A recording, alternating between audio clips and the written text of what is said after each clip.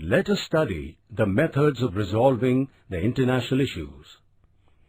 The Charter of the United Nations describes in detail the methods used to solve international problems and disagreements. International conflicts can be resolved by the two following methods: peaceful methods, method of direct action. Now let's study in detail about these methods. 1. Peaceful methods. We already know that the United Nations was specially established to bring about international peace between nations. The United Nations expects that the nations that have disputes or disagreements would solve them through negotiations, mediation, or goodwill. Method of direct action. If the issues are not resolved by peaceful means, then the United Nations uses the method of direct action. In this method, UN uses the peacekeeping forces of its member countries against the aggressor nations. However, the United Nations keeps in mind human welfare while carrying out direct action. The United Nations has carried out humanitarian interventions in countries like Korea, Congo, and Somalia. Though the UN has not been completely successful in putting an end to the wars in the world, yet it has taken a lot of efforts to create an environment which would help in development of humanity and give a guarantee of peace. The UN has made a significant contribution in areas of conservation of environment, rights of children, empowerment of women, etc.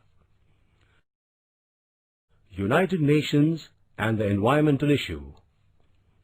The destruction of the environment is the most serious problem at the global level.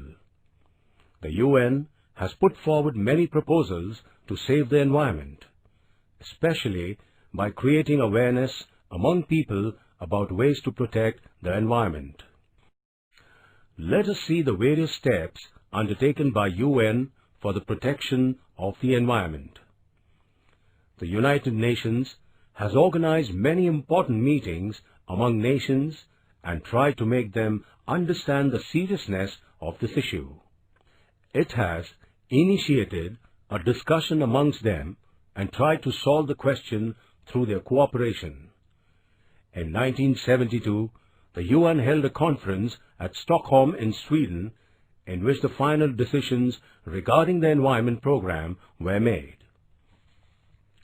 Thereafter, an international commission was set up on development and environment. It put forward the concept of sustainable development. The organization of the Earth Summit was set up in 1992 for the protection of the environment. It discussed issues like protection of forests and other natural resources, control over pollution, biodiversity, depletion of ozone layer, etc. In 1997, the Kyoto Protocol, an international agreement regarding environment, was signed. It was accepted by India in 2002. She has also actively participated in all the efforts for environmental conservation at the global level. India has given priority to the issue of environment protection while deciding her economic, industrial, trade, and other policies.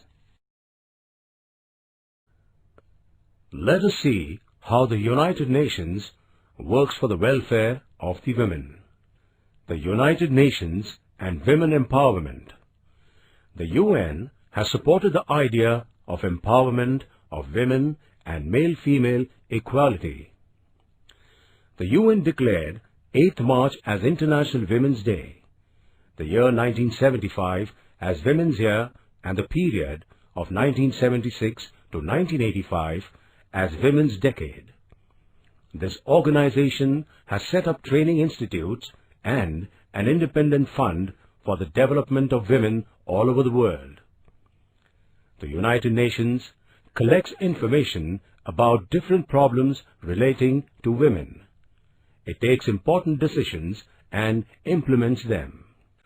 Now, let us put light on the role played by India in supporting the peace activities of the United Nations.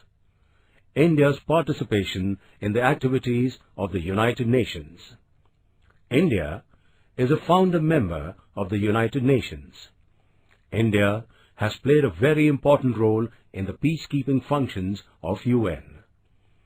The Indian peacekeeping forces in Somalia carried out tasks like digging wells, supplying water, running schools, providing health services, etc. Disarmament. In 1959, the United Nations declared universal and comprehensive disarmament as its objective. Disarmament refers to the idea that international peace can be established if armaments are destroyed. Their production is stopped or there are limits on use. But all the nations are not adhering to this idea of disarmament, and so an environment of mistrust and suspicion is created among other nations.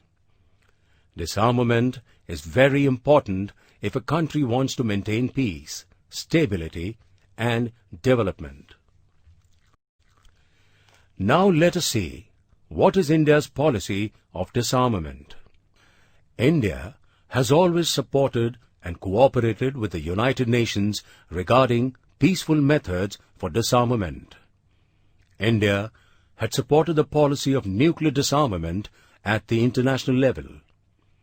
No first use of nuclear weapons is the most important principle of India's nuclear policy.